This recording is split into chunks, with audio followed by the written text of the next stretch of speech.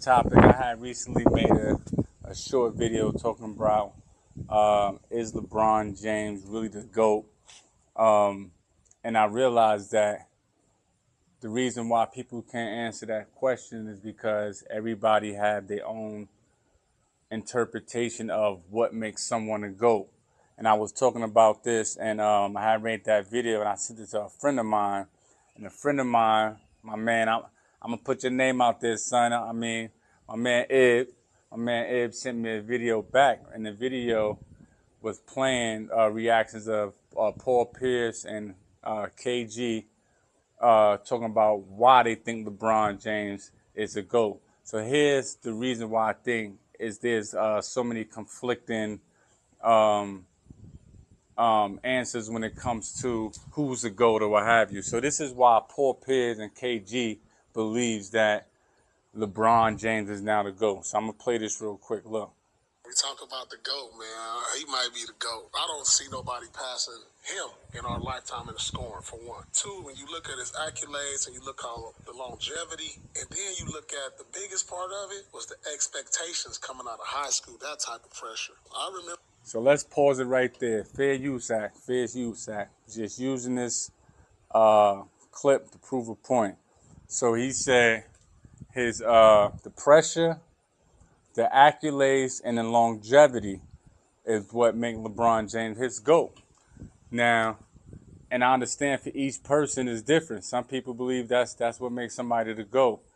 However, that's not my understanding of. If you ask me who's the GOAT, I'm basing it off of who would I like to play with if it was in the playoff in their prime, and I had to pick somebody to put on my team.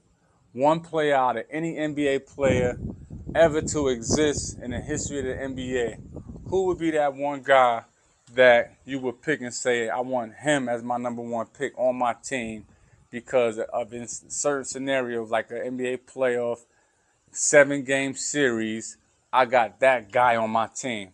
That's what I'm basing my GOAT talk of. You know what I'm saying? I'm not going off of how many rings you got, how long you've been playing. I'm just talking straight killer, straight. He did something different. He was a different breed, and I think that's my main part. Guys, that's my age, 45 and over, who've seen Jordan play and things of that nature. If you wasn't watching the game, like I'm embarrassed that y'all is even doing this comparison because as good as LeBron James is, it's not taking nothing away from him. He wasn't no Michael Jordan. Kobe Bryant is probably the closest thing to Michael Jordan, and he was an imitation. Michael Jordan was the first player that we ever saw that had that bravado, that swagger, the way he chewed his gum, the way he walked, you know what I mean, chewing his gum, the way the way he went to the basket, the movement around of the ball to finish buckets and things of that nature, the way he dunked, just the extra swagger he had on it, his socks, everything about Mike created all of the players of our generation today. Everybody's a carbon copy of Mike. Prior to Mike, I don't see any player that had that pizzazz, that had that type of flair about him. So when they talk about LeBron and anybody that came after Mike, in my opinion, they just a copy. You know what I mean? Because Mike was the one that originated all of that pizzazz, that swag, that killer mentality, that almost Superman on the basketball court. Like when I watched him play, it was like even if he missed, I knew he was coming through. And people would say, "Oh, what about this playoffs when he didn't? When he was losing to this team and this team, he was losing to the Boston Celtics and Detroit Pistons." Like, yo, that happened. But the great memories of Mike and when in his prime, we talking about in his prime, and those 6 years, those back-to-back three-peats and all that, and in that era, the dude was like Superman. So it baffles me when I hear people having this comparison. I'm talking about GOAT, and then Paul Pierce end up going talking about longevity and the accolades, and people start talking about, oh, but he got Bronny James, and he's such a husband. That has nothing to do with the what we talk about as far as the player and my way I'm defining it is who would you want to have if I'm a franchise player. Another way to look at it, I'm a franchise owner, and I get one person throughout NBA history to pick to start my team with, from the current all the way back to when the NBA started. I'm starting off with Mike over Wembanyama, over LeBron, over Kobe, over KD, over Steph, over Magic, over Kareem, over all of those guys. And everybody that played with Mike and that was as old enough to be around that era know that. So I know that this whole thing probably killed Mike. Like, oh, y'all forgot. Y'all forgot how I was killing y'all. Y'all forgot what I did. Y'all forgot, y'all forgot, y'all forgot. Ain't that something?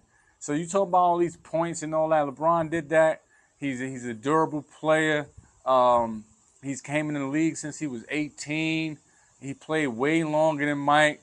You know what I mean? A lot of these points down the last 5 years with the climate of players he playing against now is garbage buckets for real, for real. Not taking none away from LeBron. He is amazing. You know what I'm saying? He's definitely on the Mount Rushmore of players. But my whole thing would be like how people just quickly forget how Mike was almost revered as a god, like a Jesus on that basketball court and during his time. And there's never been a player that demanded that much respect from other teams, from the league, from the fear he instilled in players by his aura, him being around. So I don't want to ramble too much in this video, but I made a YouTube short about this video, and I wanted to elaborate on that because, as I said, a friend of mine sent me that video talking about what showed me some Paul Pierce and showed me a little bit of the passion